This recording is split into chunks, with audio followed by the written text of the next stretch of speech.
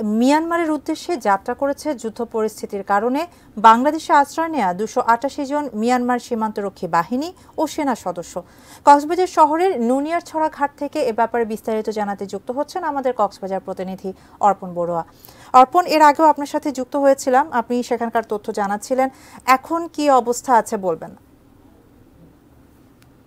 বলছিলেন আজকে ভোরের আলো ফুটবার আগেই বান্দরবানের নাইখুনছড়ির যে বর্ডার গার্ড বিজিবি স্কুলটি আছে সেখান থেকে বাংলাদেশ আশ্রয় দেয়া 288 জন বিজিবি এবং সেনা সদস্যকে নিয়ে 10টি বাস কক্সবাজার শহরের দুলিয়ারপাড়ের উদ্দেশ্যে রওনা হয় এবং সেই বাসগুলো এখানে ভোর 5:30টার সময় পৌঁছে বলে আমরা জানতে পেরেছি। বিজিবি, পুলিশ, কোস্টগার্ড এবং নৌবাহিনী সহ জেলা প্রশাসনের কর্মকর্তারা উপস্থিতিতে এখানে বিএডব্লিউটি ঘাট সংলগ্ন যে জায়গাটি আছে সেখানে কিছুক্ষণ আনুষ্ঠানিকতা ছিল হস্তান্তরের।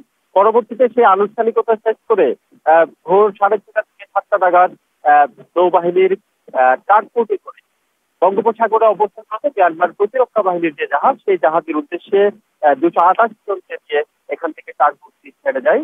মূলত মিয়ানমার থেকে যারা এখানে বাংলাদেশে আশ্রয় গ্রহণ করেছিল তাদেরকে আমরা জানি যে টেকনাফ এবং টেকনাফ বাংলাদেশ মিয়ানমার সীমান্তের টেকনাফ বিভিন্ন সীমান্ত পয়েন্ট দিয়ে তারা বিগত কয়েক মাস ধরেই মূলত 11 মার্চ 177 জন, পরবর্তীতে আরো 111 জন বিভিন্ন সময় বাংলাদেশে প্রবেশ করে তাদেরকে নাইখুনছড়িতে বিজিবির তত্ত্বাবধানে রাখা হয়েছিল।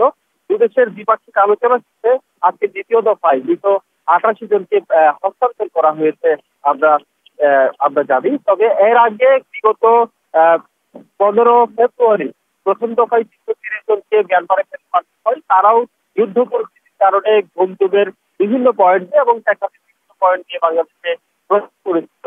এটুকুই ছিল কক্সবাজারের বিএডব্লিউ